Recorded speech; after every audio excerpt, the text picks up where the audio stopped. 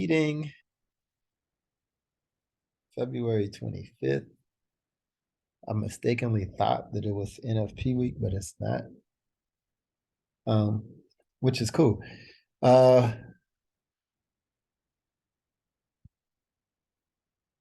usual, I guess I'll start this meeting off with a video. Kim gave y'all ET last week. And I think it's only fitting that we go back in time to my boy, Oliver Velez this week. I feel like a lot of people might have gotten a lot out of the last few weeks, kind of making sense of the strategy a little bit more. So, I don't want any of us to go out here and get ahead of our skis, so to speak. Hopefully we're using proper risk management and all that good stuff. But for those of you who have never seen this, and for those of you who have seen it a few times and need to see it another time, let's talk about the cons of trading. And this is an area that most people don't ever talk to you about. But let me tell you this. No one in this entire world can ever fault me, Oliver Velez, for not sticking the cons in your face. Every time I grab a mic, every time I've been offered the ability to speak from a stage or a podium or speak into a mic, whether it's from my desk or whether it's for an organization or whether it's for a trading group, for the last 26 years, being a devoted evangelist for this industry, I have never skipped an opportunity to put the cons in your face, because I think the cons, understanding them, is actually more important than recognizing and understanding the pros. Let's get to the cons. Con number one is the most important con of all. The odds are against you. Traders, listen to me carefully. The odds are against you. Traders, listen to me carefully. The odds are against you. One more time, listen to me carefully. You will never be able to fault me for failing to tell you this, for failing to put it in your face, for failing to shout it as loud as I possibly can. The odds are against you. Why? Because there's a 92% failure rate in the short-term oriented trading space. That's right. 92% of every one of you listening here will fail. 92% won't make it, no matter what you do, no matter how hard you work at it, no matter what your intentions are. 92% failure rate, and not me, not any firm in the United States, not any firm internationally, not any expert, not any mentor, not any trader, not any trainer, not any mentor can change this statistical fact. It is etched in stone. 92% failure rate. Now breathe that in, traders. I need you to understand this. I need you to understand what you're up against, because you ultimately, at the end of the day, are going to have to answer this question. This one very, very important question, traders. You're going to have to answer this. Do you understand? You're going to have to answer this. Do I have what it takes to be the 8%? Guys, this is a simple game, but it's not easy. There is a huge difference between simplicity and easy. It's simple. Markets go up, markets go down. Sometimes they go sideways. 3 possibilities: up, down, sideways, up, down, sideways. That's a simple rudimentary mechanism.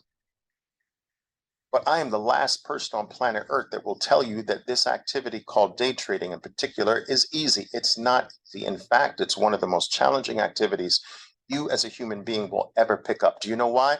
Because in order for there to even be a hope for for mastering the market, you have to first master yourself. And let's face it, how many people actually master themselves in this world? How many people actually reach a point where they do what they say they're going to do? How many people really keep their promises to their kids, their wives, their husbands, their community at large, their societies, their personal God? Very few people reach the point in their life in anything where they have accumulated or accomplished self-mastery. But the only way to have any chance at success at this is to first master yourself. You can't take an unmastered you into the market and think that there's going to be success in the market. You can't take an undisciplined you and go find success. You can't take an untrained you and go into the market with your untrained self and think that you and your untrained state is going to pull money out of the markets. Won't happen. You can't be an ill-informed individual and take your ill-informed self into the market and pull money out of the markets. You can't take your unmastered self. You can't take your undisciplined self. You can't take your untrained self. You can't take your uneducated self. You can't take your uninformed self. You can't take who you are right now without changing yourself first. You can't take who you are right now and take who you are right now in the market and expect the market to give you money. So what must happen? You must first change. You must first go through a metamorphosis. You must first become educated. You must first become discipline. Discipline is not something you're born with. It's something you work on, like your muscles. You got to hit this thing up every couple of days, every day of the week, if you will, to build that muscle, to build that capability. You have to work on becoming disciplined. You have to work on becoming educated. You have to work on becoming experienced. This work happens first. And it is this work that transforms who you are. Then you take the transformed you into the market, and it is that transformed you that starts producing progress. But if you think that you can stay who you are without putting work into creating the change you need in yourself, if you think that there's just, I take this 2-day course and I go into the market, 2 days, it's not enough to change who you are. Take this 2-day course, go into the market, open up an account, and I should become rich in the next few weeks, then you should really find another freaking planet to work on, because you are living somewhere in outer space, not here on planet Earth. I don't know about any other planets, but that doesn't work here, not on planet Earth. I have yet to do intergalactic travel. I'm waiting for Elon Musk or somebody to make that possible. But until then, I only know what the situation here is on planet Earth. This industry has a 92% failure rate, largely because people don't want to go through what it takes to become someone different first. They want to stay who they are and take who they are into the market and take money out of the market. It will never happen. My mother used to say, Oliver, never say never. Oh, never say never, Oliver. Well, I'm telling you, Mom, sorry, never. Let me say it again. Never. All right, guys. I know I'm silly, but it's a point worth. I'm telling you, it's a point worth belaboring. All right? 92% failure rate. Get it locked into your head. Most people know nothing about financial markets. They think they do. Oh, well, the market goes up and the market goes down, right, Oliver? That's it? Yeah, that's pretty. Most people know nothing about financial markets. That's a con.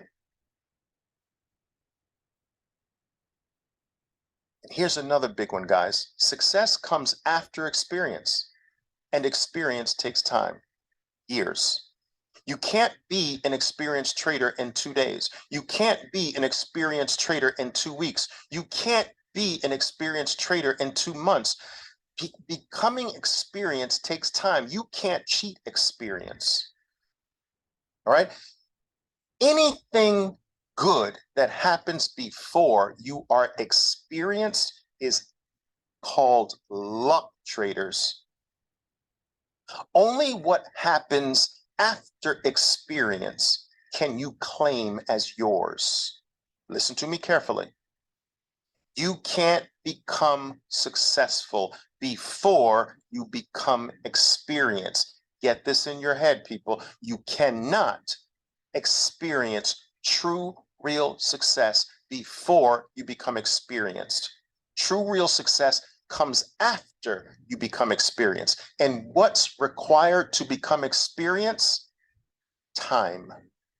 This is what people do not want to put into this. They want a microwave.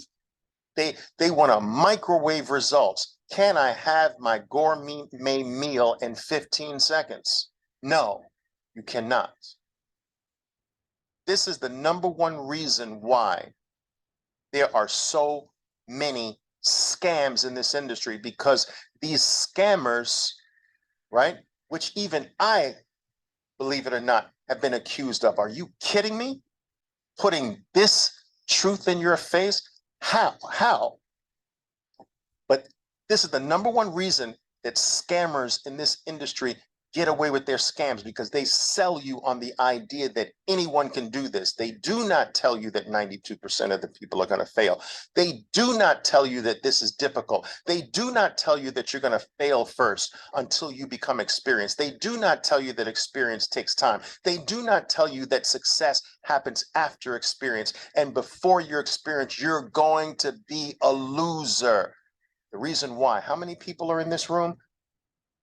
There's 427 people in this room instead of 40,000 people in this room. Do you know why? Do you know why there's only 400 people here instead of 40,000 people? Because I tell you this truth. 92% of you are not going to make it. There's only 400 people here because I tell you that success comes after experience. There's only 400 people here because I tell you that experience takes time. There's only 400 people here because I tell you what's real in this industry. If I went at 40,000 people in this room, I would constantly preach from every podium I can that everyone can do this, that you're all going to be successful, that it doesn't take time. Just follow these three things and get rich. I would have 40,000 people in this room. But I will never do that. You learn how to win in this business by first learning how to lose. Can I repeat that for you? You learn how to win by first learning how to lose. What does that mean, traders? You're going to lose first. What does that mean?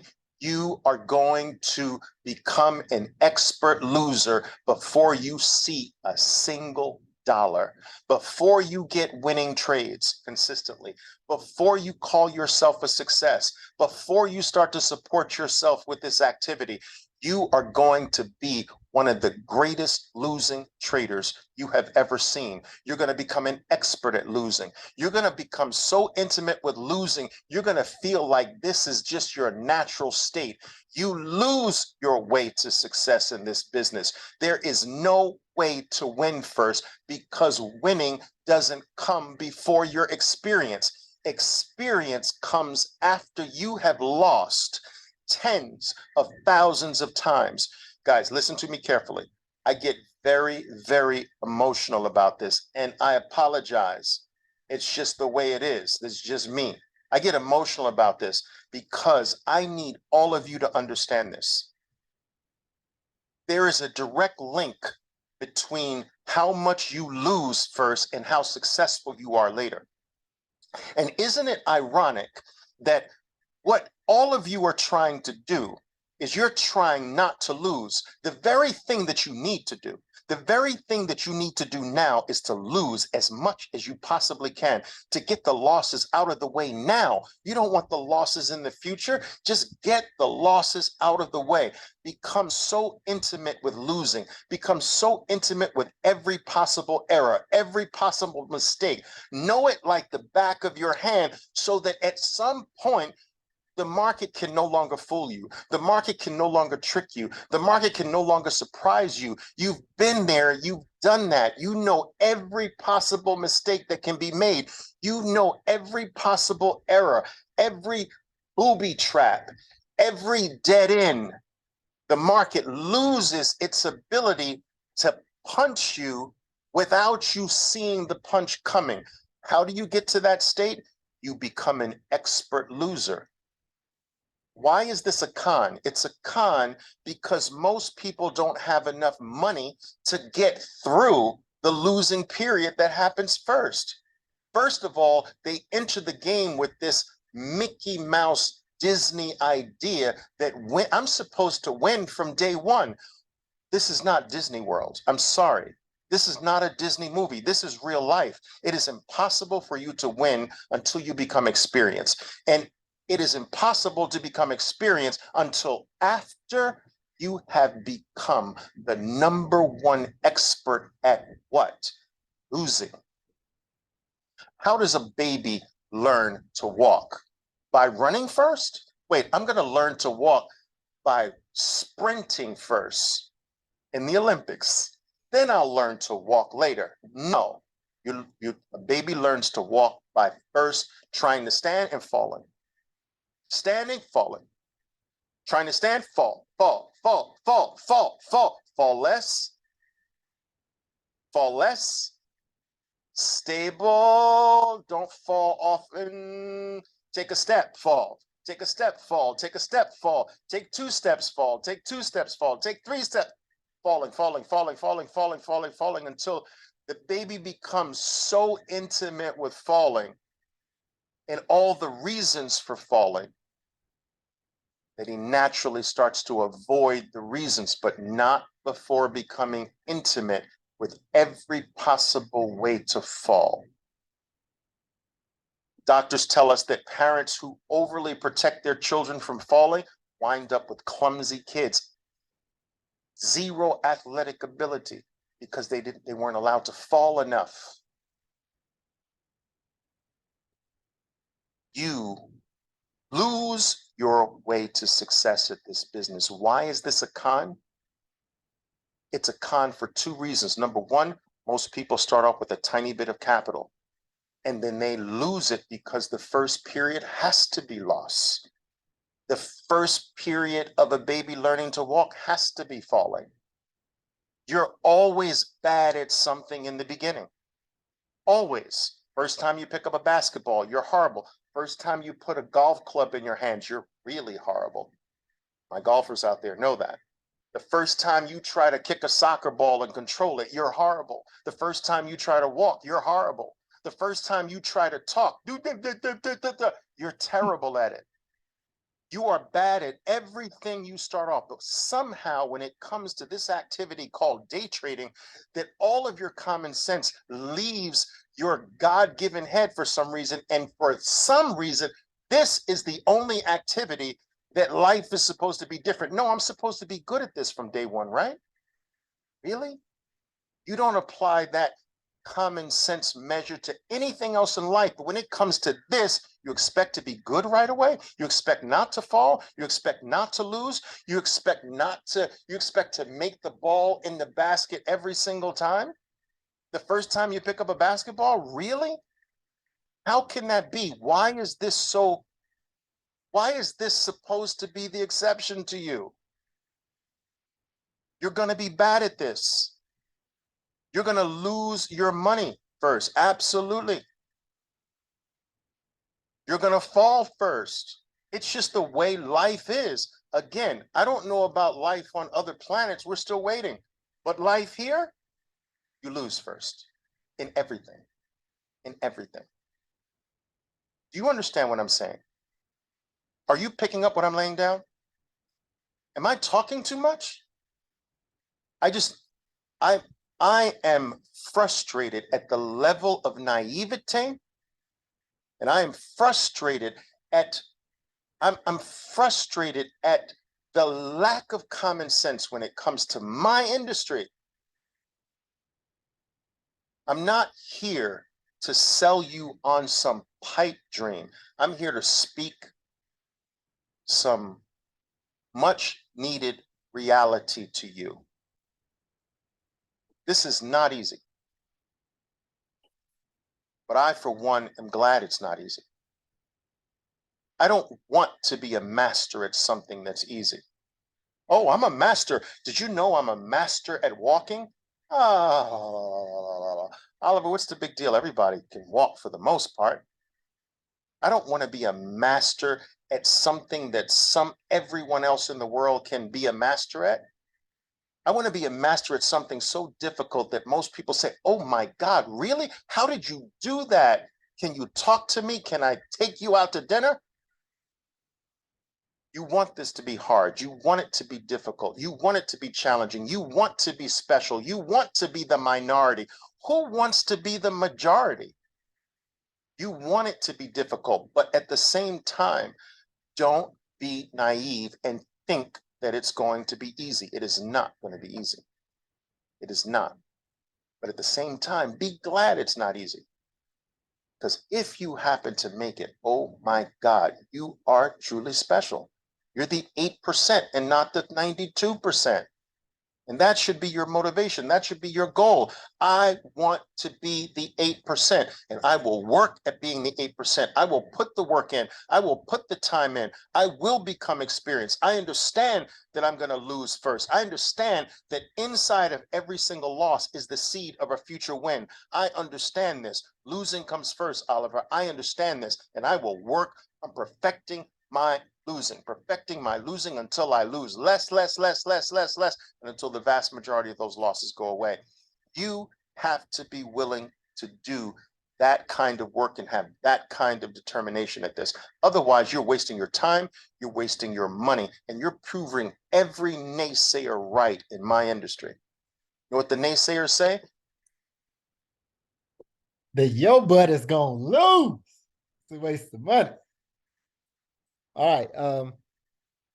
Hopefully everybody paid attention to that blurb. I think that's a very good video to keep us grounded as traders, and to also um, tell people who may not necessarily be putting in the proper time or the proper work that I mean you have to you can't bypass that piece. Trading is not something that you're just going to get, man. It's something that you're going to go through the pain first. I mean, whether you go through the pain little by little or you just dive into it and accept it, you're going to go through the pain of loss. You're going to experience losing. Everything that people tell you works, it's not going to work for you. It's how it works. It's not going to work for you. It works for them, but it won't work for you because you don't understand how to employ the knowledge that people give you. You don't have the same patience that they have. You don't have the same understanding that they have. And a lot of that is because you don't have the same time on the charts or the same time in the game, whether it's the skin of losing or, you know, um, you don't get in your demo, you don't back test. Once you lose or once you blow your account, you close your computer until you get money to get you another account. Then you're back in the game. That all that hurts you as a trader, doesn't necessarily help you. So we all have to ask ourselves, over or throughout our course of or our journey, becoming successful traders, how much time are we putting in, and what is the quality of that time that we are putting in? What are we doing with the time? Um, are we sticking to our trading plan? Have we even created a trading plan? Have we back tested our strategies? Or if you're not using your own strategy, have you back tested the person's strategy that you're using? And do you have a problem with holding trades? How is your psyche? All that stuff matters. And you have to figure out how it matters to you. Everybody's stress level is a lot different. Everybody behaves differently when they're stressed. Things will affect all of us differently. So the methods that I apply for me may not work for you, but you have to find your own methods. I can give you what worked for me, what I did to help change me, but each individual will have to search themselves and be honest with themselves. I mean, you can lie to me, but it's not going to do any good for your trading. Don't lie to yourself. Um, if you're an undisciplined mofo, you have to find a way to reel yourself in. Those of us who have went through basic training, we understand how to break ourselves down and rebuild back up. Doesn't necessarily mean that we're willing to do it, but we understand what it takes. Whether it's sleep deprivation, whether it's you know meal strict meal guidelines, whether you know it's a strict routine, whether it's a certain number of hours of studying, whether you deprive yourself of TV or whatever you have to do. All those answers are the right answers for you as an individual, and they vary depending on the person, right? Just like your results will vary depending on the person. And you also have to understand yourself. If you've done the things to become successful and then you taste a little success and you revert back to the old you have to know when to go back in there and tweak, your routine, whether you have to cut the TV back off or, put the alcohol down or stop the partying or whatever that may be, whatever that may look like for you as the individual.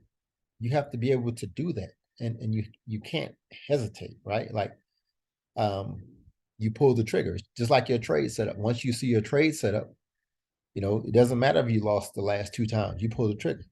It's your setup. And you have to trust that the setup that you are taking, your grade A setup, is going to work, you know, and you stick to your guns, even if you lose. And that kind of brings me to the segue. Um, last week was a great week, because we had to be in drawdown before we got rewarded 4 days into a trade. So it kind of plays into everything that Oliver Velez was talking about. If you didn't believe in that trade, you could have easily closed it at a loss. All right. You could have easily put your attention somewhere else.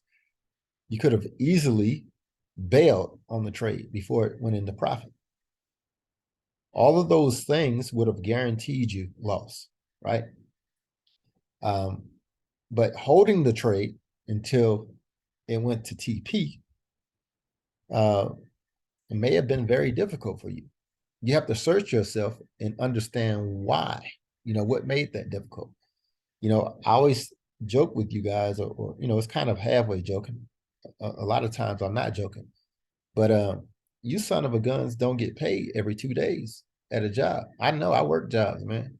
I mean, y'all's job might not have paid you like mine. I was in the Army and I got paid every, once a month sometimes. And then I elected to get paid once every 2 weeks. And then I was with the railroad and I got paid every month, once a month. But some of y'all get paid every week. But when you get on the forex charts, you want to get paid every minute. And I don't understand it. I mean, if you think about that, only crazy people do that, right? Like only people who are mentally ill have that mentality.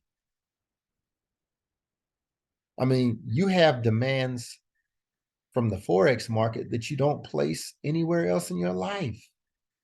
Nowhere else. Not in your personal relationships, not in your work relationships, not anywhere, man. Like it's literally like y'all did go to outer space. Like y'all got in contact with Elon Musk and y'all took a trip out of space because you're placing demands on the market that you don't place on anybody or anything else in your life. Y'all eat like crap, you party like crap, have crappy work ethic, but come to the market and want the market to pay you out immediately. That's crazy. For those of us who go to the gym, we don't expect results the next day. We understand that there's a process, right? Meal prepping. The first day we meal prep, we're not going to look like ourselves that we're going to look like in 30 days or 2 months. It's a process. Trading is a process, right? It's a process. And here's the kicker about this process. You don't have to spend any of your money until you see the results in your demo trading, guys. But most of us are going to spend our money anyway. So I understand why we do it, because most of us think that we're going to be the exception to the rule, or most of us feel like, you know, I see such and such posting profits. So I know I can do it too. But you need to go through the process. If you're not ready to put real money up, don't put real money up. Get in your demo. But when you get in your demo, you have to trade it like you're going to trade a real account. You have to enter the trade every time. You can't use the excuse that your life got in the way, right? Because when you start trading real money, your life is still going to be there. So you have to work everything out. You have to iron it out and make it fit. And that's where your discipline comes in, right? If you know you're going to enter a trade, you know, at 9 o'clock at night on Sunday night, you know, as a trader, you need to have that time ironed out. That means you can't go out with the girls. You can't watch a movie at 9. Maybe you have to pause that movie, come in and put your trade in, or maybe you have to go out with the girls and go to the bathroom where it's quiet and put a trade in. Whatever it works for you, and whatever right looks like for you, that's what you have to do. And your right might not necessarily be the same as somebody else's. Somebody else may never enter a trade during Asian session.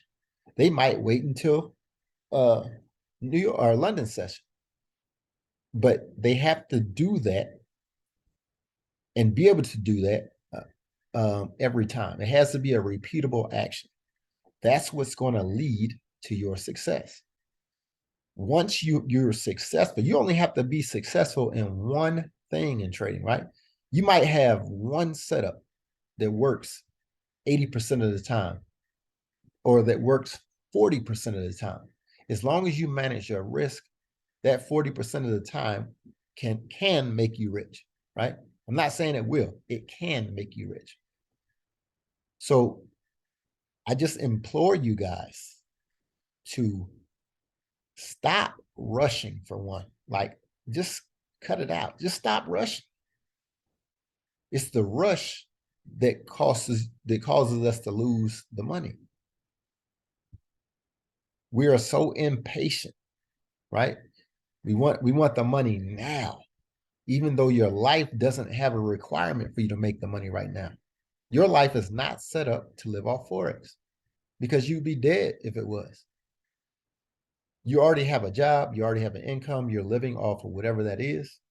Maybe some needs are not being met, or maybe they're not being met to your standard. Just give it some time. Give it a year. Give it 2 years. And even when you start making money, you still have to remind yourself, hey, slow down. Slow down. This week, I'm not going to get as many pips as I got last week. Hey, I need to watch out. The market is not moving the same way. Let me lower my risk. Let me cut my lot size down a little bit. That way, a lower lot size helps you survive market volatility. So if the market is going 30 pips up and 40 down, and then another 30 up and a 50 down, with a larger lot size, maybe the drawdown is too much for your account, or maybe it's too much for your emotion. So you cut your lot size down and you let it ride. This past week, all we had to do is put our trade in, put our stop loss and take profit. We didn't have to look at it again. But everybody was glued to their phone. Go live your life. Allow the trade to play out. Come back and check, Tuesday, Wednesday, or whatever, right? This week we didn't get paid until Thursday. So I get it. I think it was great that that happened because it showed all of us the benefit of being patient, right? And the funny thing is, we put that trade in on Sunday, and we got paid Thursday, a day before you folks that get paid every week. Just think about that for me. All the complaining or all the nerves and all the other stuff that was going on during the week, you got paid a day before your weekly job paid you on Friday. Hopefully, everybody got to see the the benefits, of being patient, right? It is not about uh, the trade idea actually working out. It's about you sticking to your guns, and once you submit a trade idea, you get off the charts. You stop chart hounding. You just you allow the trade to play out because you've already accepted the risk when you enter that trade, right? You saw the setup, you put in your parameters, and you allow the trade to play out. Okay. If you guys are having difficulties understanding the concepts, then you have to reach out, and you have to say, hey man, I don't understand this. I don't, can you help me with X, Y, or Z? If you don't feel comfortable reaching out to me, reach out to one of your friends, reach out to somebody. This is a free group, right? We aren't getting charged anything. And sometimes, I feel like that's why people just kind of do what they do because nobody's paying, right? So it doesn't matter if you ask the same question 6,000 times and never take a note because it's always going to be a free answer. But we should approach the group as if we are paying because the information is the same, guys. We just don't have to pay for it. Take notes. All of these recordings are saved on the YouTube, man. Go check out the YouTube videos.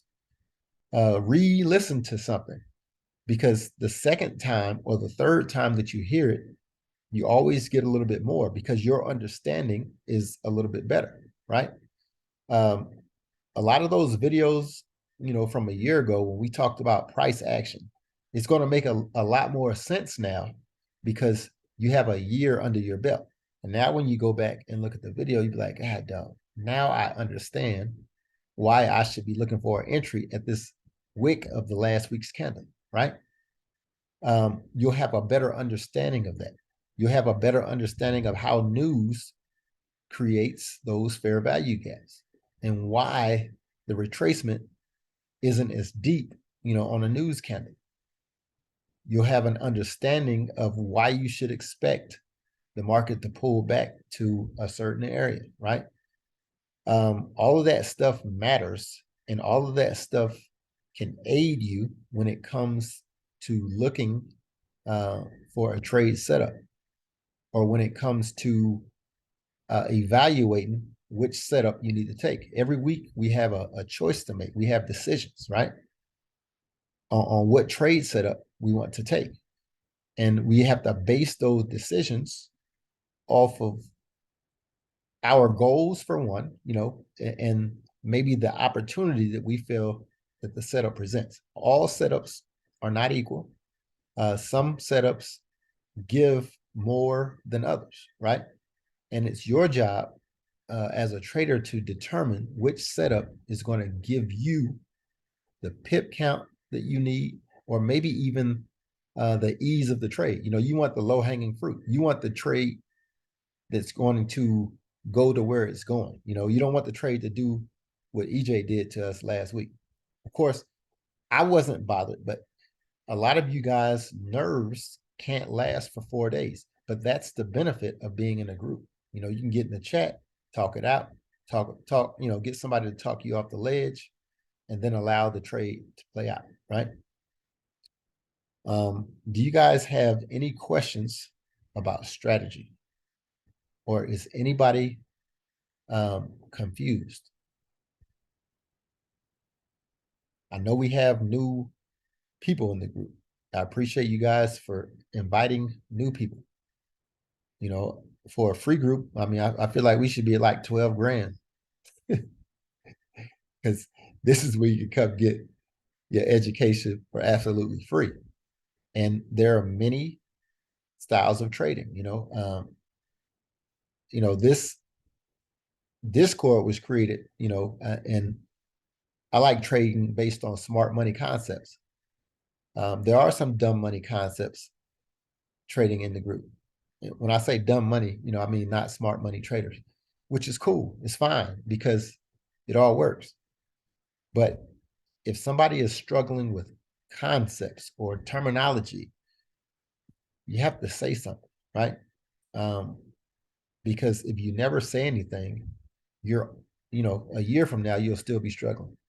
And a year from now, you will still not understand. Most people who are going to be successful, they'll find their way within 5 years, right? So whenever I started learning to trade, I uh, I started, I just kind of planned it out like it was going to be a college education, right? Um, I think that's a great way to approach it. Now the time that you put in is going to have a direct impact on how fast you get an understanding, right? So it's the time that you as an individual dedicate to learning what you need to learn from forex, right? I started, I found Ruby. Ruby had a syllabus. That syllabus was instrumental because that syllabus gave me every subject that I needed to go and research in order to be a successful forex trader, right? It eventually led me to the smart money concepts, and I eventually was able to create a strategy that worked for me, right? But it would have never happened had I not, had the savvy to print that syllabus out and research those topics individually, right? So we don't have a syllabus here, but there's an app out there, Japanese candlestick patterns app. It's not a smart money concepts app, but it's a forex app, and it has a syllabus in it, and you can research all of those subjects on the syllabus right there on YouTube, and it will give you the required knowledge to be a successful forex trader, right? Um, I see a couple of comments in the chat about the God's plan strategy. Do you just enter at the beginning of the week? Okay. God's plan, guys. Yeah, you can enter at the beginning of the week. It's a 100 pip stop loss from where you enter. It's really it's not a complex strategy. So I guess I can retouch on that when we get to the next segment and we actually do the market analysis. Um, I don't want you guys to overthink it. A lot of times as traders, we try to get a sniper entry, and I do that with air quotes. But we don't need a sniper entry when you're swing trading, right? Um, you need to be in the trade. That's the most important thing because you're not going to make any money if you're not in the trade. But a sniper entry sometimes is what kills you as a trader if you mess it up, because when you start trying to get these sniper entries, you're using your max leverage, right? Your the top of your lot size. So let's say you're risking 1% or 2% on the trade or whatever.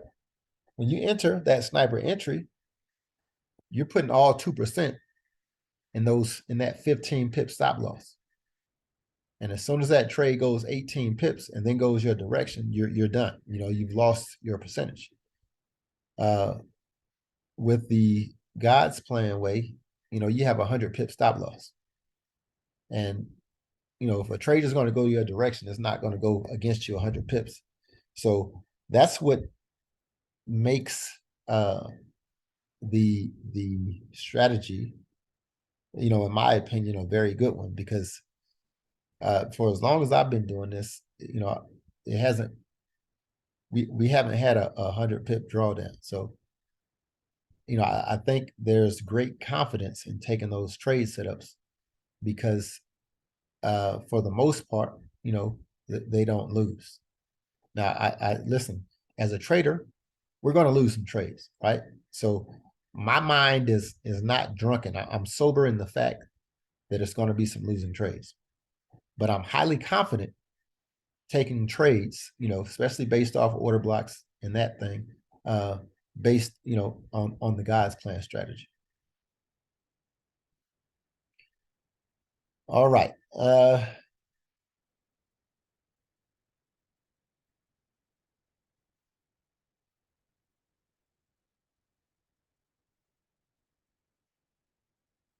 I'll do a back test on God's plan. All right. We'll get into that. NT. I'm not sure.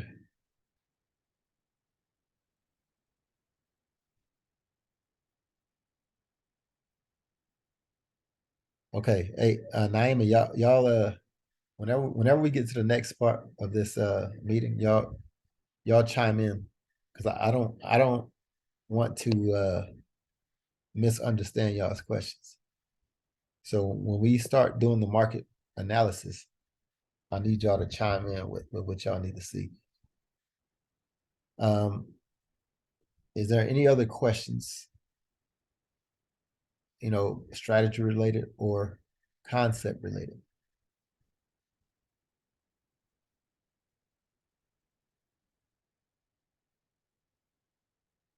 Well, y'all, I mean, it's brought to my attention that people had questions last week. So I only see one, two, three people, four people ask questions.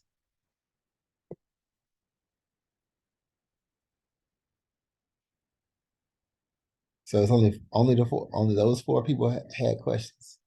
It's 33 people in here, guys. Everybody else made money.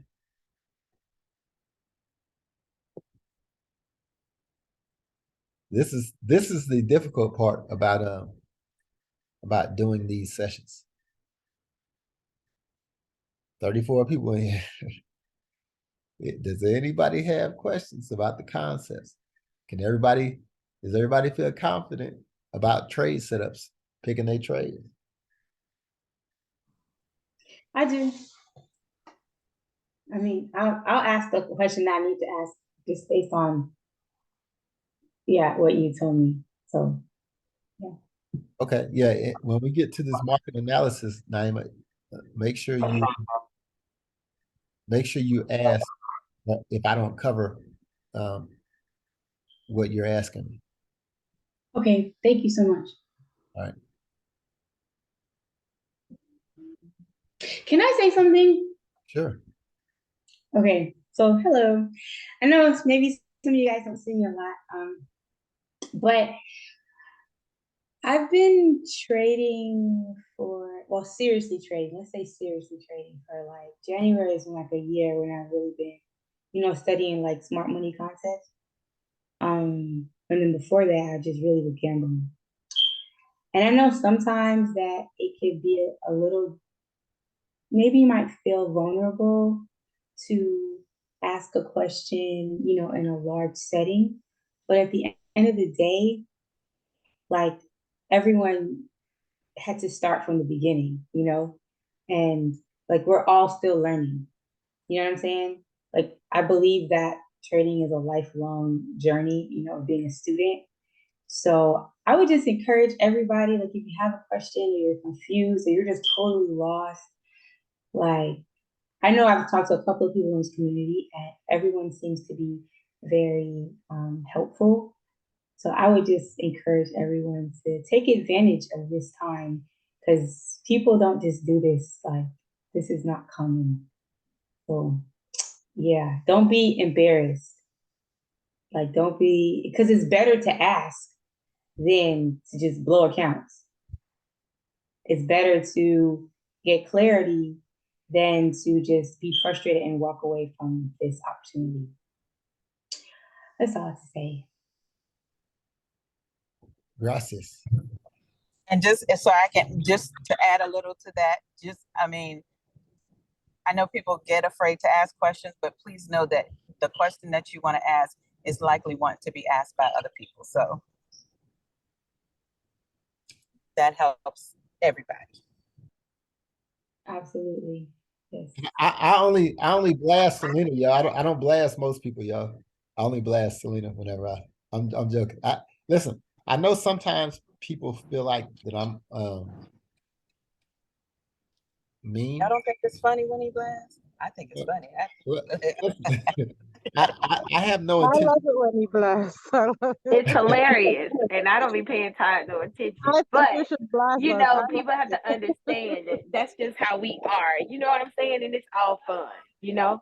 Yeah, I'm not. I don't have the intentions on being mean or anything like that. I may be a little bit more direct than people that you're normally dealing with, but it's just my background from being a soldier for 20 years, I guess. The only goal is to give out the free information and to help people understand, uh, trading in an environment that can be very intimidating or confusing. So, if I understand it and you have a question, I don't mind helping you out, so don't be intimidated to ask your questions, because I think that if you ask a question, probably 10 or 15 other people have that same question and they're just quiet.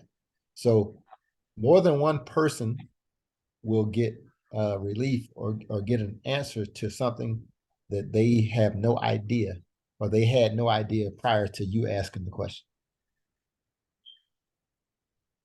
Someone's hand is up. I don't want to say her name wrong. I'm sorry. I know who she is too, and I just don't ever want to say her name wrong. Whose hand is up? I think is it Enyede? I think I said it incorrectly. Don't be mad at me.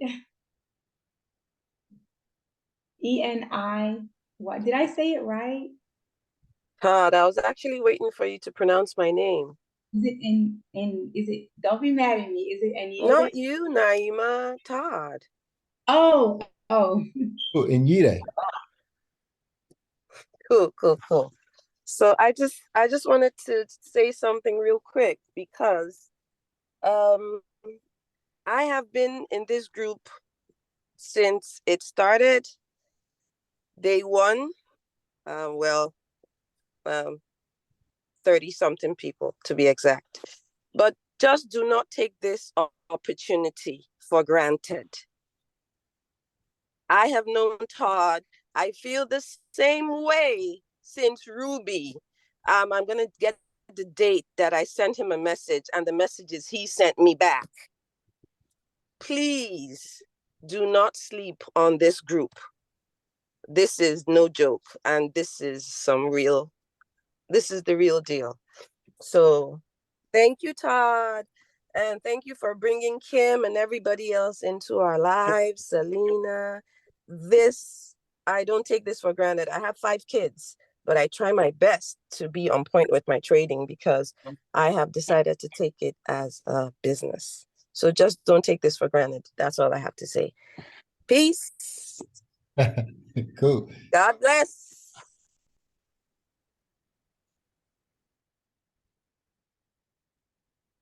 Awesome. Sean is dope. So you have your hand raised? Yeah. Or turd?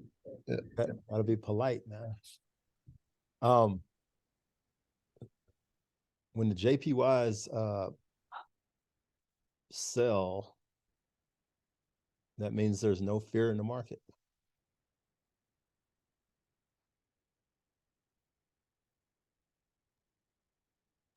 Thank you, Sean. That's Thank you, Sean. yeah, that's a safe statement. That's a I'm It's talking about how generally a Sean true raised his statement. hand in the chat. What's that? Nothing, ignore me. Go ahead. No, that's a safe general statement. Um, when there's no risk, or that's what we mean by fear, right?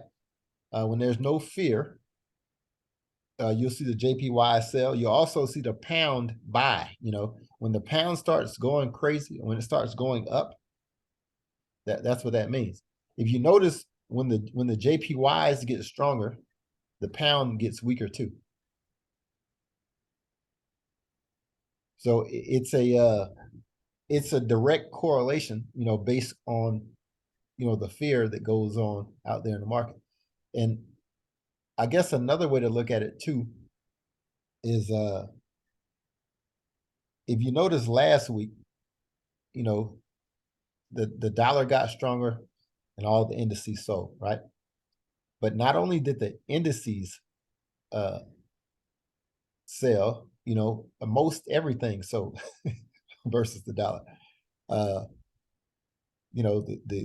pound, the euro, the dollar kind of kills everything else. The dollar rally kind of kills everything else. And it's due to everything, like the entire world gets too expensive as the price of the dollar goes up. And it's kind of funny because I remember the other day me and you talked, Sean, about the dollar going up, and it makes it too expensive for us to pay our bills, like us as a country, because we owe. Yeah, I guess China bought a lot of our debt. We owe our debt to a lot of other people, but it doesn't just hurt us, it hurts everybody in the world. So it hurts the trade, like the smaller countries that trade. Nobody can afford to pay the fee for the high dollar. So, I think as a general, and I bring it back to the question that was asked, as a general statement, when the JPYs sell, there's little risk, or people aren't there. There's little fear out there.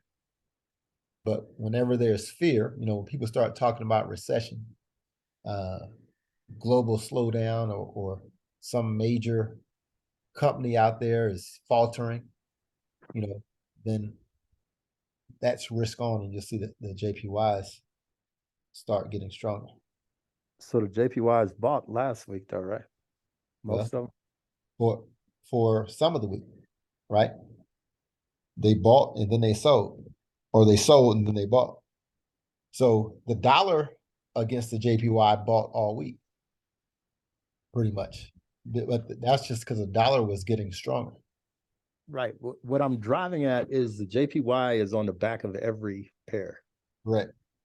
So when people when they talk about JPY selling and JPY buying, you have to understand where it is comparing, and that, like when the dollar, the UJ, for example, when that buys, the JPY is selling, even though correct pair is going up. So that's what I'm trying to tease out here, because it will take a while for new people to understand some of these terms that people with more experience tend to take for granted. You mean like risk on and risk off? Yeah, all of those little terms, but when I just think that the JPYs in particular are unique, because in every pair they're always on the back of the pairing. So if a JPY buys, that really means that it's selling. You understand what I'm saying? I don't like to say it like that. Well, that's my whole point here, because it's reversed because of where it is in the pairing. So when you say the JPYs are buying, the JPY is really selling. Yeah, I try not to say the JPYs are buying, but yeah, I get it. You're right. So, Hopefully, So I'm not trying to be funny. Could you repeat that? Because you know what I'm saying? could you expound just a little bit more? okay. So Just because you know how every JPY, every pair with JPY, the JPY is on the back end, right? You have US okay, yeah, I understand that. Absolutely. Euro JPY. So if somebody says the JPYs are buying, right, that means Euro JPY is going up, UJ is going up, FJ, all of them are going up. If they say the JPYs are buying, the fact that those pair are getting stronger means that the Japanese yen is actually selling. Because Yeah, because okay, I get it now. I thought you were saying something completely different because that's the counter pair. right, So every the one of them are counting. But what he's saying is that every other pair, in every other pairing, sometimes you have the USD on the front of the pair, and sometimes you have the USD on the back of the pair.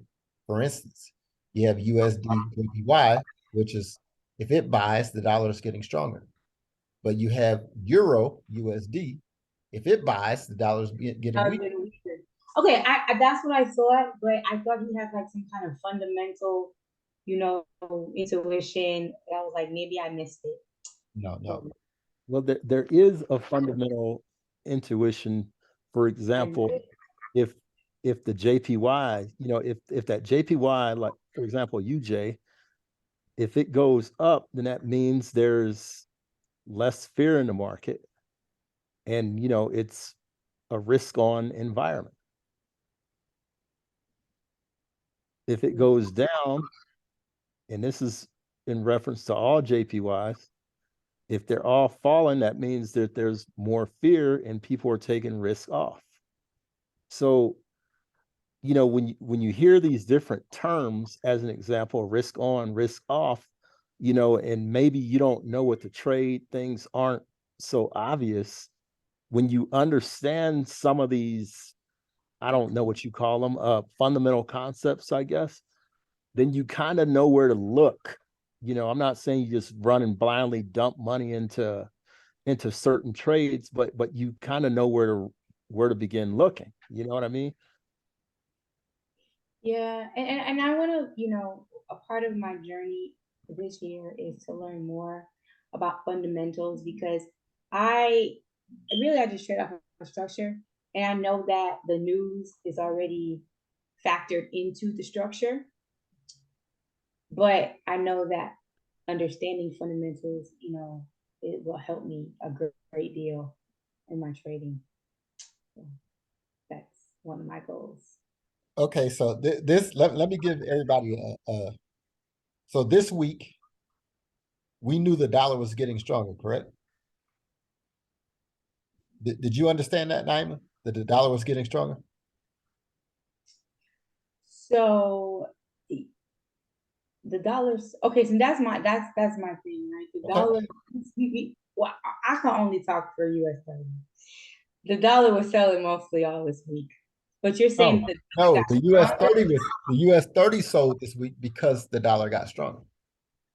Right? oh yeah, you don't have to explain that to me. If it's not the time for you to explain it, that's okay. Oh no, But this is a perfect Time. This is exactly this is why. this is exactly why I brought this up. But go ahead, Watu. So this you week, were bleeding this week. so this week the dollar got stronger, right? I'm But trying to take yeah, so you can write this down, but this is recorded. So hopefully people who don't understand this concept will hit replay at some point later on during the week, maybe even next week, the week after that.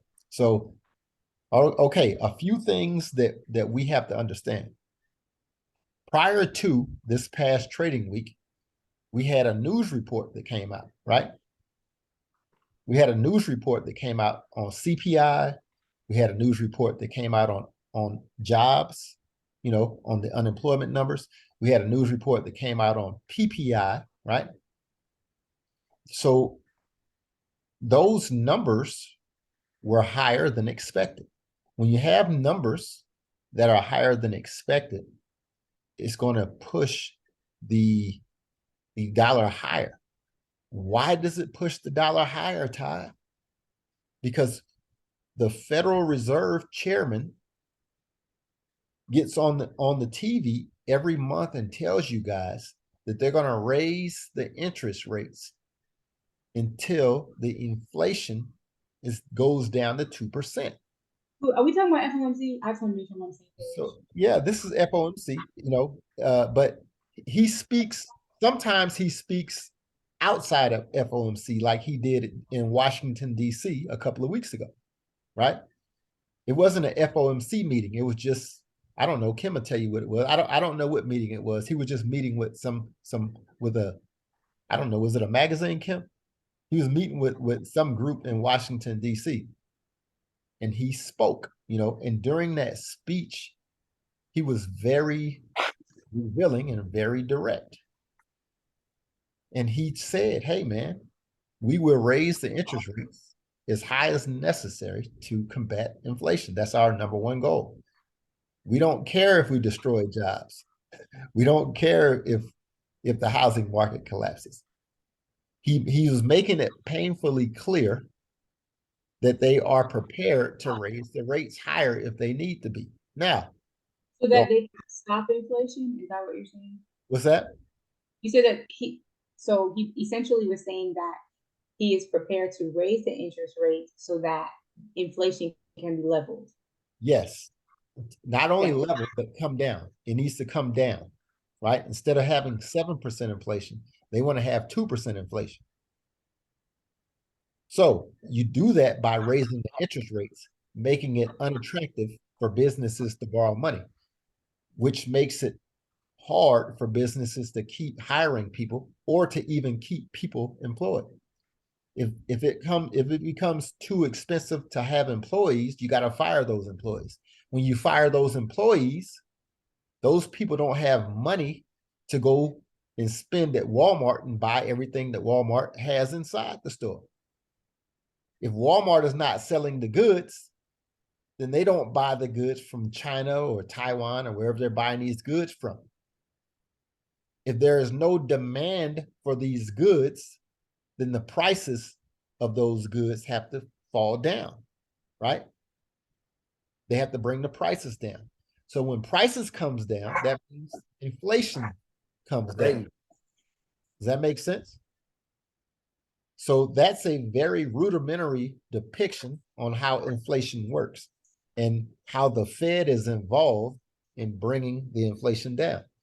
So when you have these reports and these numbers coming out, there's an estimate of what they think, inflation is, where they think inflation is, or where they feel like the job numbers should be. And when those numbers come out and they're very much higher than they're projected to be, that's a signal to the Fed that, hey, we haven't raised the interest rates high enough. We need to raise them higher.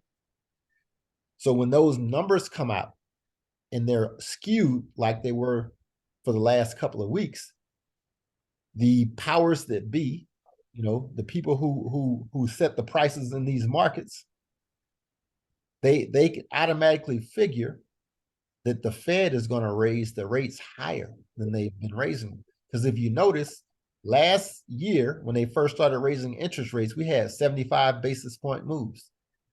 Then we tapered down to the 50 basis point move.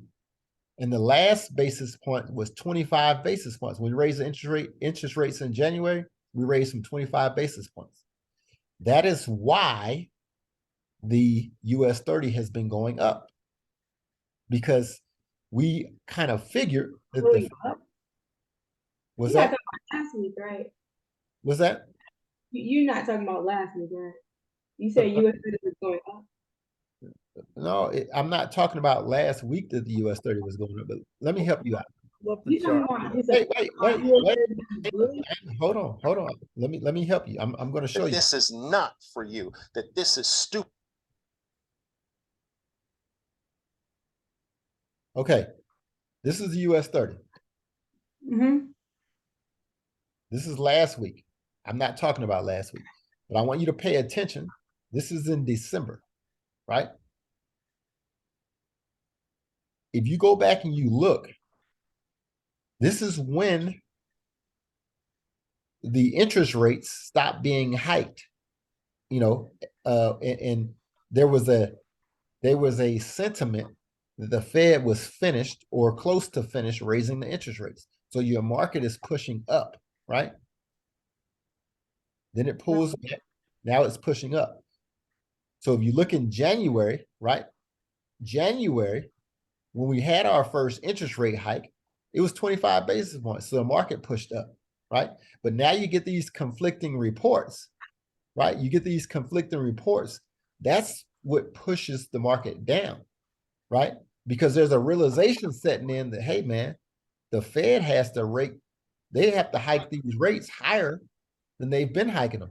So let me take my money out of the US 30 because the next time we get a rate hike, it's going to be massive. So that's why you see this market falling like this because of those reports. When people see reports and the numbers are high, we understand that the Fed is going to have to take action. So when the dollar gets stronger, if you look at the dollar index, the same time period that this market is falling, the dollar index is going up. Because on the dollar side, when you see these reports, you're going to assume that the Fed is going to raise the interest rates higher. And interest rates, high interest rates is good for the Dixie, for the dollar, right? Do you understand it? There's an inverse correlation here. So you see the Dixie, right? It was falling, right? In January, we got that crappy interest rate raise. The Dixie tanked. It bottomed out. Then you had this retracement that the Dixie was going on, right? It should have just retraced to about this level. But we got these reports. And instead of it retracing to this level, the last 2 weeks, this is that news candle where you see that big, the move both ways. And now last week, we get this big towering bullish candle here because the dollar is going to push up, right? Now, I already have the dollar pushing up to about this level, but that's beside the point. If you look at those fundamentals out there, that's what causes these spikes and these runs. And if you understand those fundamentals, right? When that report came out, with the PCE report, and it was higher, you could have looked to sell the indices, or you could have looked to buy the dollar, right? It's just it's a catalyst for the market to move more in that direction. So what my brother is saying is when you understand these reports, these fundamentals, you'll understand where to at least look. Like we might have had an idea, hey, we expect the dollar to go up, but we don't know where to get in the market. But when these reports come out and you hear a report that says that the job number is 300,000 higher than anticipated, then you need to look for an entry for a sell in the US 30, or you need to look for an entry for a buy on one of the dollar pairs, right? Because you're going to anticipate that the dollar is going to go higher and the commodities are going to go lower, whether it's US 30, S&P, or NASDAQ, right? So that's what I'm sorry, go ahead, finish. That's what we mean when we say if you understand the fundamentals, if somebody has a term on TV, whatever financial news, station you guys watch, risk on, risk off, when you hear those people saying that, then you know where to go to look for a trade setup. That's what we're saying.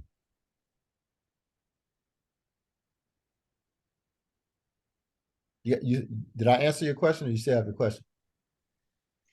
I think I have a foundation in a sense. I definitely know that this is something I'm going to have to study. Right. I would suggest that you go to Google and Google those terms. And then you can cut and paste those definitions.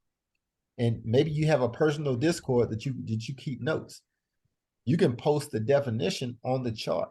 Maybe when you see an event, Like you can go back to this weekly candle and you can go and copy and paste, that news event and put it on your chart and use that for a study reference. There are 1,000 different ways to make it work, but you got to find a way that you can repeat until this becomes like second nature to you. Right. And I want to be able to take, the fundamental part of trading and just merge it with the structure part and just the like the SMC portion that I'm.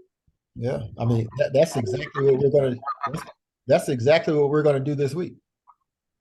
So I have a question. So are you telling me? Thank you, technical. Thank you. I appreciate you now, or Miss Lady. So, what was I going to say? Yes. So are you telling me that when 30 sells, the Dixie's gonna buy, and vice versa? Is that what you're saying? That's exactly what I'm showing you. Yes. That's exactly correct. Wow. I didn't even know that there was an index for the dollar. That's sad. Yeah, now you know. So Logo, you said, how do we go about getting a better understanding of fundamentals? And listen, I'm not going to be, I'm going to say this, and I don't want you guys to take this as being flip, right? But on YouTube, right, you can go and you can look at basic economic courses, right? If you understand economics, the same economics class that you took in the 9th grade or the 11th grade, I think we had to take two of them, 9th and 11th.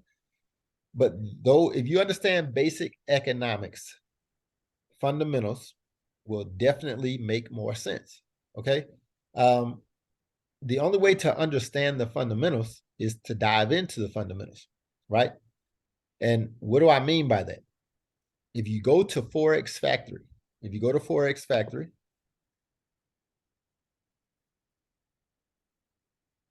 go to, maybe it's calendar.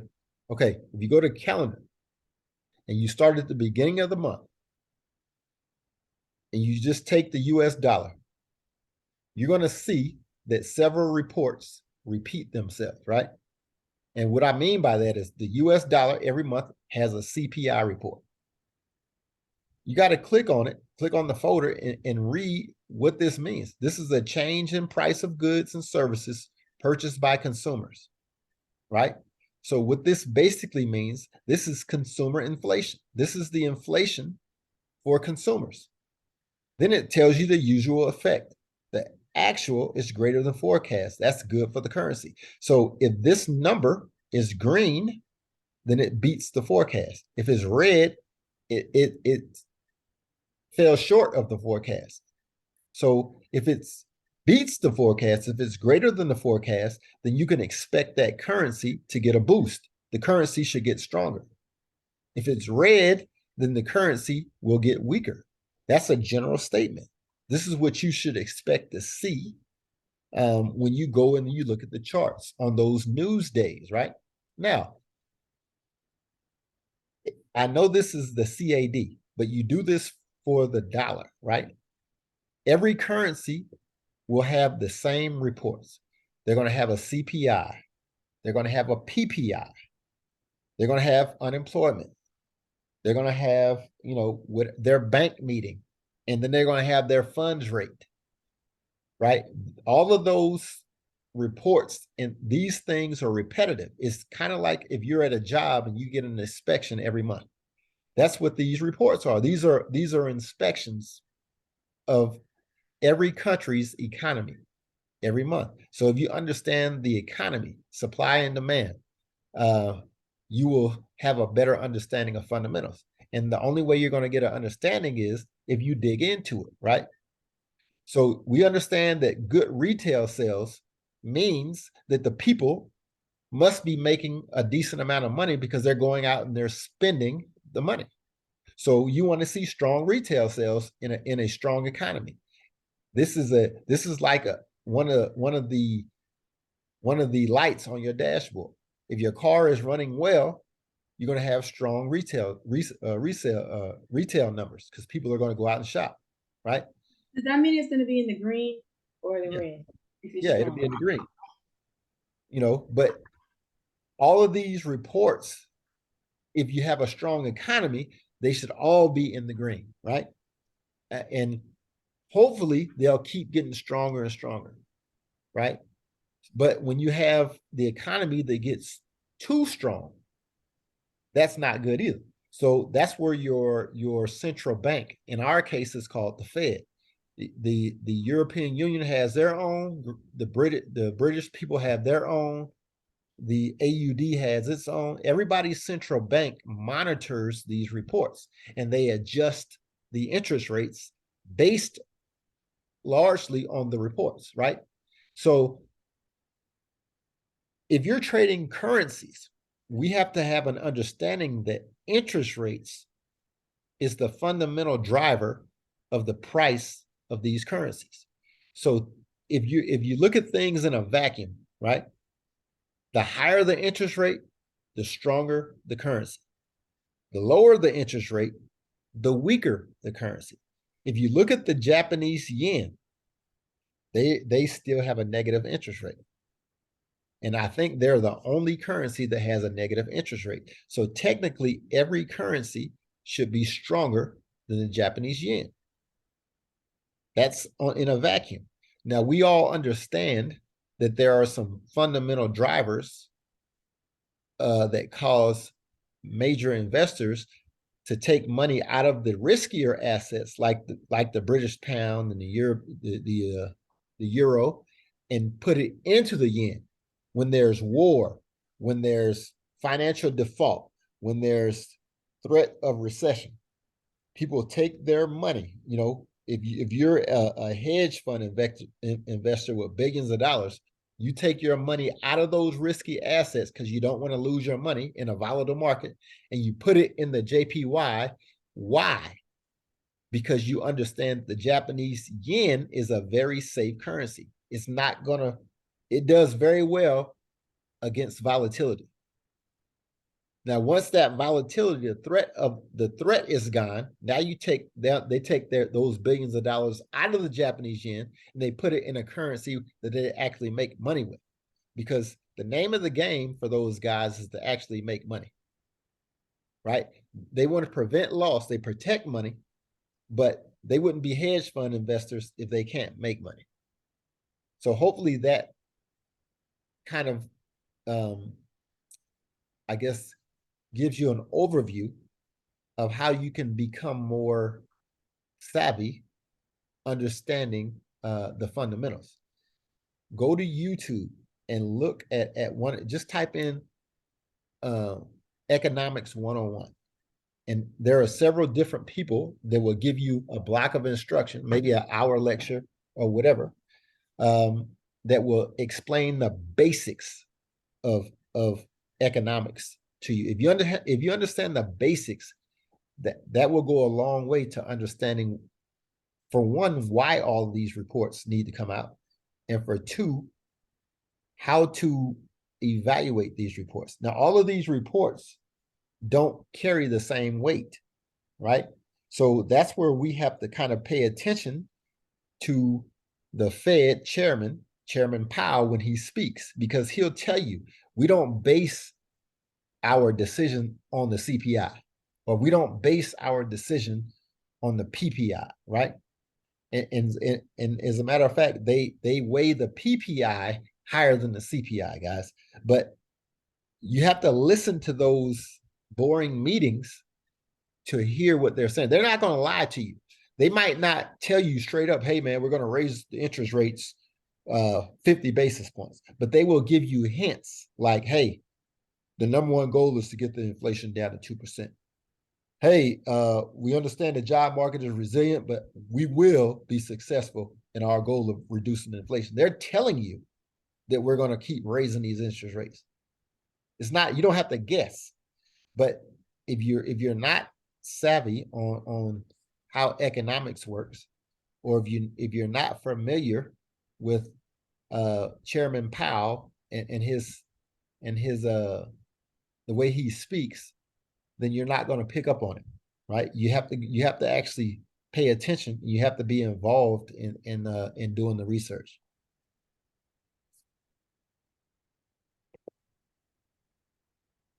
Yeah, Alicia says hawkish and dovish, and she's exactly right. You have to understand that terminology, right? Dovish means low interest rates, or we're gonna, they're not going to be aggressive in raising interest rates.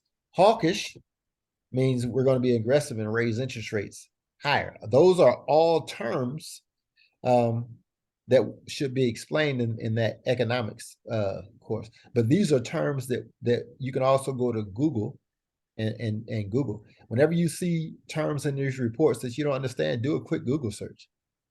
Risk on, risk off, Google search. Don't just Google search it though, but once you Google search it, you can copy and paste the information somewhere where it can be readily accessible to you. Maybe you make you a Word document with terms, and you put those terms in that document, and you can pull it up, whenever you're referring to a report or you hear somebody say something. That way, it becomes second nature to you. I have a question. Yes, ma'am. So, for what I understand, if there's low interest rates, that means that the Dow is going to buy. You said the Dow? Yeah, if it's low interest, Yeah. So it's opposite, right? It's not just the Dow. Okay, let's talk about this. Okay. It's commodities, right? It's technology. It's all of that. Bitcoin is going to buy. Microsoft, all the technology, the Nasdaq, the S&P, all of those businesses. Basically, those indices are made Equities of. gonna buy. What's that? Equities. There you go. Stock. Equities. They're going to go up. Yeah, those indices are made from companies, which is equities, right? So anytime you make it cheap to borrow money, those companies can borrow money, right? Because their bottom line, it's hard to miss a bottom line when you're borrowing money for free, right? So if a company generally makes, there's an operating ratio for every company, right? It might cost them $15 to make $100, right? So if I can borrow a million, or let's not say a million, let's just say $1,000, right?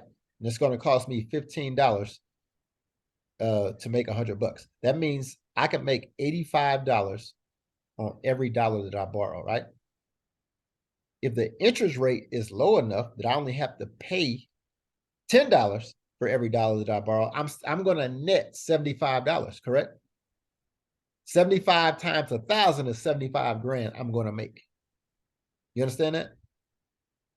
But if you raise the interest rates and now it costs me $50 for every $1,000 that I borrow, and I'm only going to make 85, then my net gain is going to be $35. And that's only if everything goes properly, right?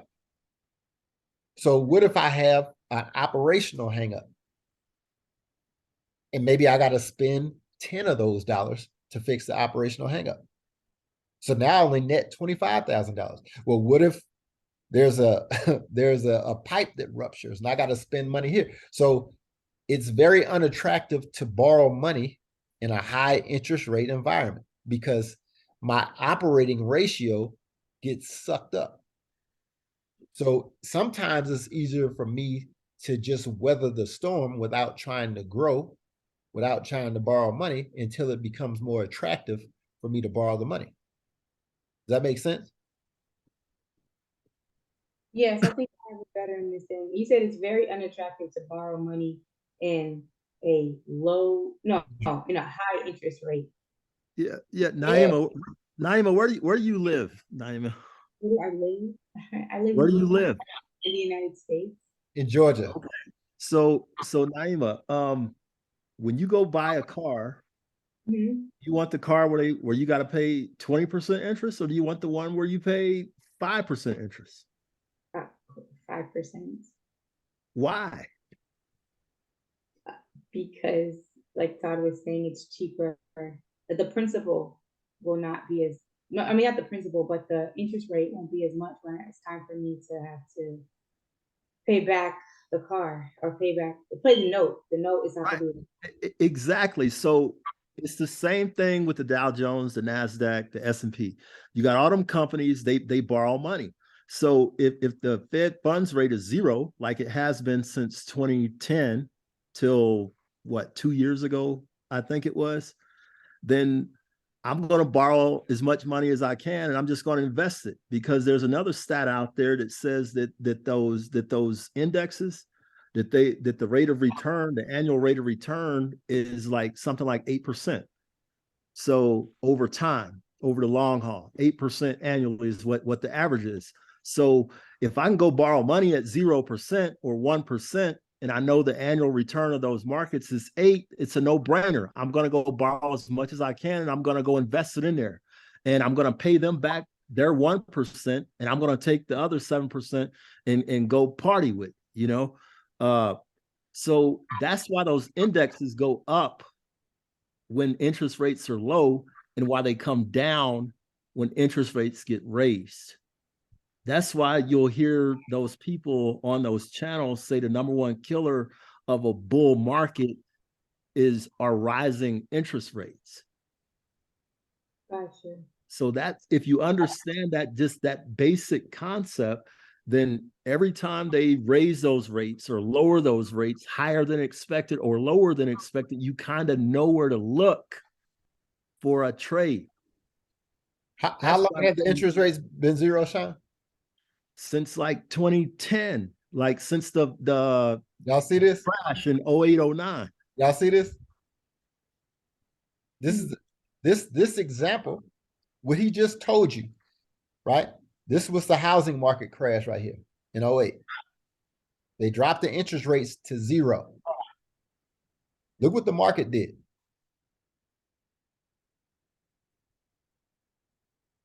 This is a zero interest rate market. Coronavirus hit. Zero interest rate market. When did the interest rate start rising, guys? January of last year. Look at that date right there. January 3rd, 2022. Y'all remember that? Mm-hmm. Raise the interest rate 75 basis points, 75 basis points, 75 basis points, 75 basis points. Look what it did to the market. This is not an accident. Like, this is, everybody understands this. Zero interest rate, the market straight up, right? Go back to that coronavirus area, though. You know why it fell? Because, oh, I'm afraid. There's risks. Economy shut down. I'm afraid. Risk off. So, oh, we're going to print money. Everybody can sit at home and get free money. Oh, buy. For nothing, buy. So this is, if you understand this, and listen, guys, this is, I want y'all to pay attention to this too. This is 2023 right here. This is 2022. This is 2008. If you have an understanding right now, this doesn't change. This is consistency at its best. This is how it is. There is going to be another time when they put the interest rates at zero. But I don't know if it's going to go back to zero, but they're going to be dropped. Well, listen, they're going to go lower. Exactly. This is not the last time you're going to see it. But the difference is, this time when you see it, you know exactly what to do. You need to be buying US 30. Hey, guess what, guys? The Fed is going to raise an interest rate until they cause a recession. Did y'all know that a recession is a natural part of the economic cycle, right? It has to happen. A recession is going to happen. It has to happen. When that recession hits, they're going to drop them interest rates. Once they drop them interest rates, you need to buy NASDAQ, buy US 30, and ride it up the same way that people did here. The difference is now you have an understanding of what you need to do when these things happen. That's the only difference. The cycle is going to continue over and over because that's part of an economic cycle. It doesn't just stay hot forever. Interest, supply and demand, the supply gets out of whack or the demand gets out of whack. There's too much demand. There's not enough supply to go around.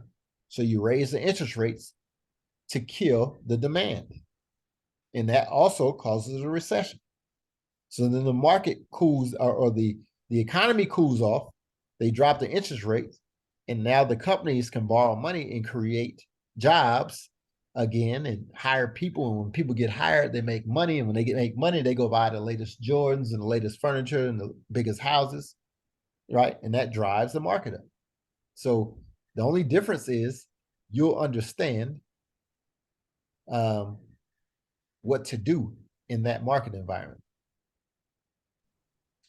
I'm so thankful for this. Like, I didn't even know that a recession was just a part of the cycle. Because if you watch the news, they make it seem like, oh my gosh, it's a recession. I mean, to people who are afraid, the media tries to induce fear. Oh, yeah, they sensationalize it. Yeah, it's not sensationalized. It is fearful. If you the motherfucker that lost his job or is going to, I mean, it is scary. So listen. I'm not saying it's not scary to lose your job, but what I'm telling you is in the 9th grade, guys, in the 9th grade, they told you, and I know we forget, but they told you that recession is a part of the economic cycle, right? As people, and especially as adults, we have to insulate ourselves from, we can't spend everything we make because we understand that they're going to dry up. If you have a job in the service sector, you have to understand the economic cycle, guys. It's kind of like me. I can't just go have sex and not understand how pregnancies work. I mean, I can, but that's why they created child support, to give you an awareness. So it's the same with the economic cycle. You can go out here and work in the service industry. And maybe the first time you spend everything you get because you feel like you balling, you selling these houses. But you have to understand, if you're a real estate agent, that, hey, man, I got to put some of this big baller money away because when we go into recession, I'm going to have to live off some of this money. So it is, in my opinion, sensationalized. It's part of the economic cycle. It's going to happen. It's not sensationalized. We don't teach financial literacy in this country. I don't know what they do everywhere else. We don't teach it. That's why we high school. Well, Watu, you went to high school a long time ago. So I'm telling you, I mean, you learned a whole bunch of stuff civics wise, that these jokers, these younger people, they don't know it. So, there's reason care about that grade because she don't have no money. Well, got it. So I mean, I don't want to get off target here, but whether they're teaching it in high school now or they're not teaching it, but they taught it, 30 years ago, these jokers are not learning it. Yeah, they didn't teach me sex education. Well, got it. But people don't know it. So I personally think the whole media sensationalized crap, I think that's overblown. I think if you know what you need to know, then you see right through and you know what you need to know. But too many people don't know what they need to know. So they're overly scared, just like these clowns that watch all this Fox News, and they think the world is coming to an end, because they don't know what they need to know. But again, I want to stay on target here. All right, ICD. It's gonna happen. Like UFOs from China, and all this kind of shit. But it's all good. But to bring it back on point, if you understand just basic stuff about interest rates, you know that when the rates are lower, you know to look at those indexes for buys. When the rates are rising, you anticipate to look at those indexes for sells. And that's just at a start. And that's the benefit of understanding fundamentals. And you're not going to learn it all in at one time, but you just got to kind of stack it, you know, the way you learn how to speak English or whatever other language. You know, when you was a baby, you know, like Oliver Velez said, you was like tick, tick, tick, tick, tick, but you get better.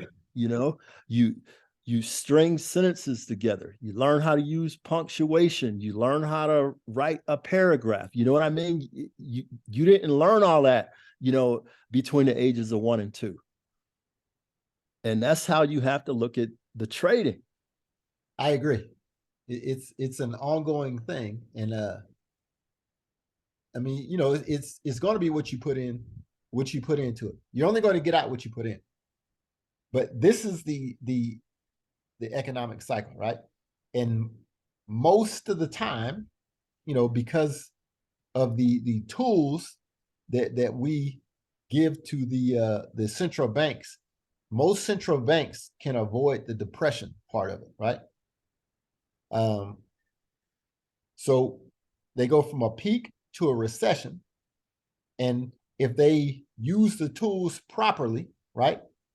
And what do I mean by using the tools properly? But if you raise your interest rates, right, and you leave them there for a period of time to cause the recession, then you'll have interest rates high enough that you can drop them low enough to avoid the depression, and it can curve the financial cycle to go right back to the expansion, right? If you do not use your tools and you do not raise your interest rate during a recession, then you don't have the ability to curve and stave off a depression. And that's a little bit more advanced, you know, I guess, than what we need to go into right here in this class. But it's when you get an understanding of the financial cycle and the tools that the Fed has to use to control the financial cycle, you'll kind of appreciate why they need to raise the interest rates. And then you'll appreciate why they keep saying once they raise the interest rates, we can't just drop them. We got to hold them there for a period of time, right? Most of y'all wasn't alive in the 70s and 80s.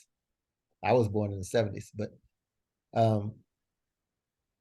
man, I want to say that the interest rates was like in the teens, huh, Sean? Yes, they're historically low Yeah. even now, and Yeah. everybody's fine. They're way low, man. Like you used to have to really save for a house. Years. So, you know, I just think the inflation, because we had it on the floor for 10 years, there's a whole generation of people that don't appreciate how low the inflation is. Well, the interest rates are. Yeah, interest rates. All right, do we have any questions? Well, we went out on that little tangent right there. This meeting is kind of long in the tooth. If y'all have any questions over any of that information, please hit a brother up. I'm gonna go ahead and close out this portion of the meeting so we can do the analysis.